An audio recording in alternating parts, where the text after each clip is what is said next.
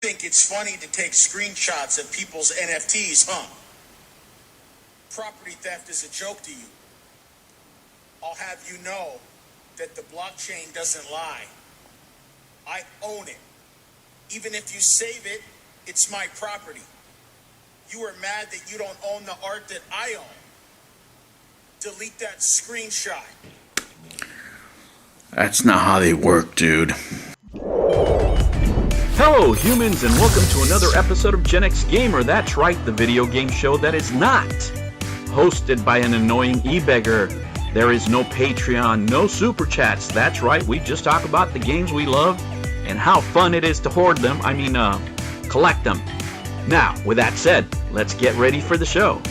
On today's episode, this show is intended for mature audiences only. Viewer discretion is advised. Hello humans, and welcome to another episode of Gen X Gamer. Today, NFTs for Dummies. I'm in the middle of doing some house cleaning here, mopping my floors, so while I wait for them to dry, I wanted to tackle this on here. You know, there's a lot of misconceptions, as you can see from that, gentlemen, of what NFTs are and what they are not. Now, first let me say this is not financial advice, and this is for entertainment purposes only and informational purposes only. Okay? I'm not at all saying you should go out there and buy every NFT on the market or, spend all your life savings on them. As gamers, though, we should be aware, of what they are and what their purposes are going to be in the future. So I want to just talk specifically about NFTs themselves in gaming, in the gaming space. Right now, there's a big speculator market. Especially when it comes to art, things like that. But those aren't really going to be important to us. Now, when I say get in early on something, it's not because it's a pyramid scheme, like Idiot Pat says, or anything like that. It's just like when, we were talking about the NES games in the early days, or retro video games at the very start. They're a lot more money now, right? Wouldn't you rather have the entire, say, Sega Saturn collection or TurboGrafx right now? If you're able to buy it, for $20, $30 way back then, of course you would. In the gaming space, especially when it comes to the bigger three companies, and I got this from a good, reliable source, and the reason I'm calling this NFTs for Dummies in gaming is because that's the way I posed the question. I said, educate me, okay, on what these are probably going to be. And the way it was explained to me, and the way I'm going to explain it to you, is that they're not going to be the main part of the game, at least for major game companies, because there is concern, with security and how it's going to affect gameplay, and so on and so forth. But they're going to be profitable as side items, that could be used in gameplay, but mostly for cosmetic purposes, okay? It's not going to give you a competitive advantage in most, okay, I want to say this, in most of the big three, right? Because people, want a playing field where, you're not going to, just buy your way to be, the best player on, whatever platform you're playing on, right? But NFTs, when you own them, and you hear a lot of people say this, you can just, you're just buying a copy of a JPEG. I can download that from the internet, okay? That's rather simplistic and very, very incorrect. You can see this guy was upset that somebody was copying his NFT. When you own an NFT, you own it for that particular space. So for example, let's say you were to own an expensive painting like the Mona Lisa. You own it, you own that. Right? But if somebody gets a print of it in a swap meet, they don't owe you money, right? It's just a representation of the actual picture. You own the original. In the gaming space, those images or skins, whatever they're going to be, whatever item we're talking about, you're going to own them in that platform. So for example, let's say in the future, let's say the latest adopters are probably going to be Nintendo, right? You're going to own that image in that space. You're going to be recognized within the Nintendo space. You know, if there are any bragging rights, it's going to be within that space. Everybody in Nintendo and that platform and the Switch or whatever form it comes in is going to know that you own that image. Of course, anybody can take a screenshot of it and, you know, put it anywhere. But that's sort of like owning knockoff shoes, right? And digital assets, you know, make a lot of people uncomfortable, right? Just like digital movies did at one time, you know, just like a lot of us like physical media. Now, am I saying this to promote? No, I'm just telling you what the future is going to be and not to miss out on an opportunity, right? By the time the big three, right, start adopting this technology that you can trade or buy or use, it's going to be pretty well thought out. You know, they're not going to just throw, you know, money at nothing and lose a bunch of money and reputation by, you know, giving you an unreliable blockchain, for example.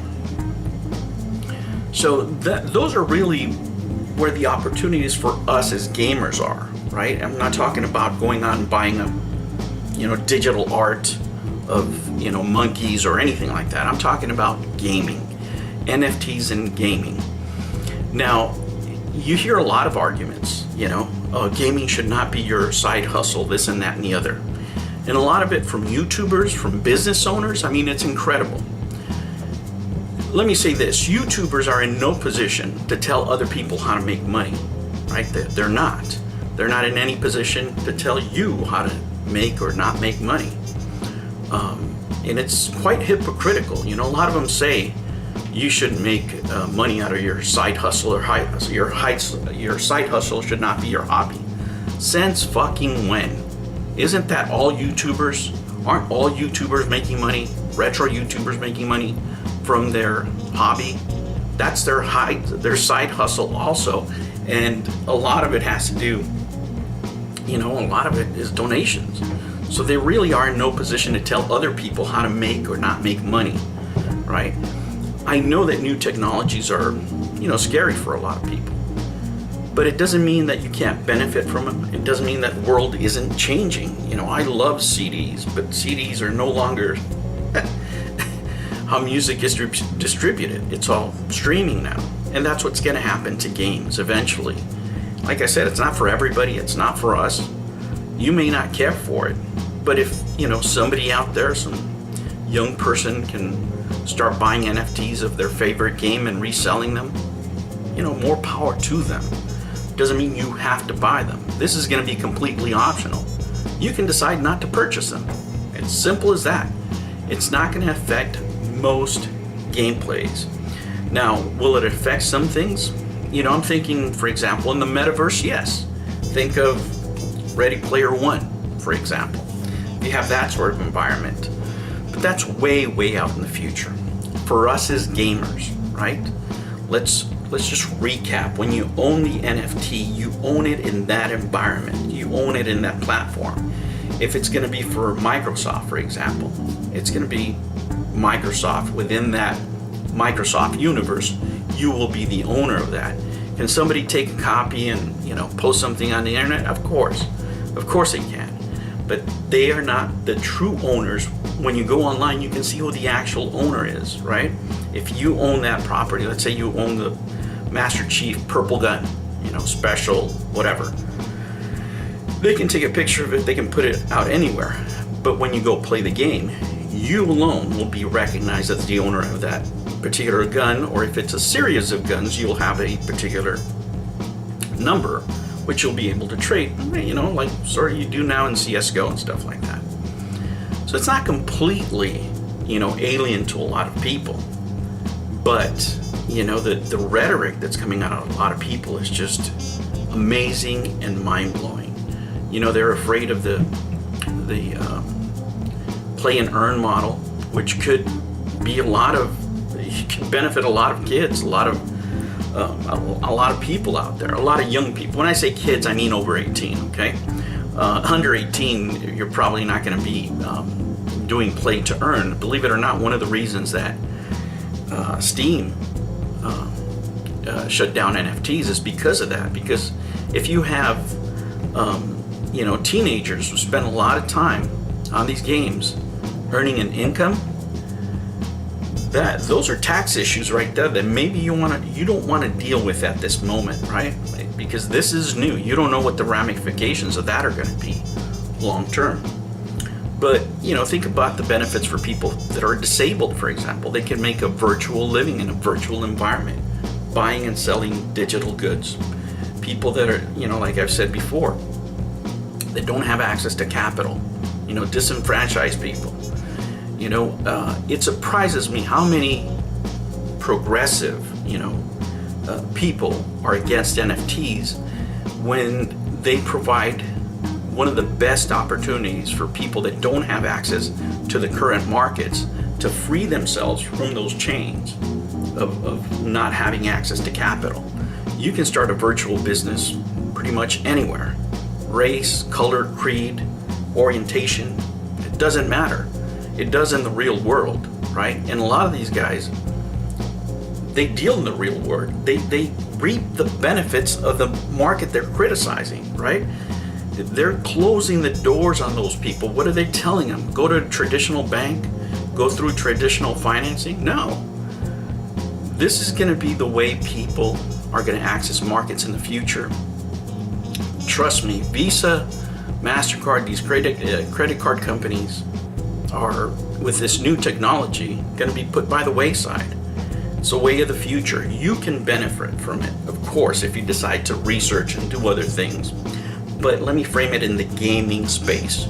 You want to be early, just like you bought video games early when nobody wanted them, right? Because they're the first ones, and they're very, very little.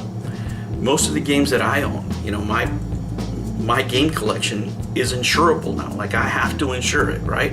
It's valued at that much. But most of the games you see out there are $5 or less when I bought them. That's the 99%, 90% I would say of my collection is $5 or less. That's the way you should treat this. If you're gonna speculate at all, speculate on the lowest prices in the best companies. If that's what you choose to do, not financial advice, but that's the way you could benefit long term from these. Don't be scared of them, especially when it comes to your favorite games and your favorite companies. There's a lot, and I mean a lot of opportunities there. Don't miss out because you're afraid or because you're listening to social idiots on Twitter or on YouTube that don't know all the ramifications of these new markets and what they mean to young people, to minorities, and for people who are looking to invest in the future. All right, guys, I will catch you on the next one. Take care. New videos every weekend and whenever I feel like it. Oh yeah, almost forgot. Ring that bell.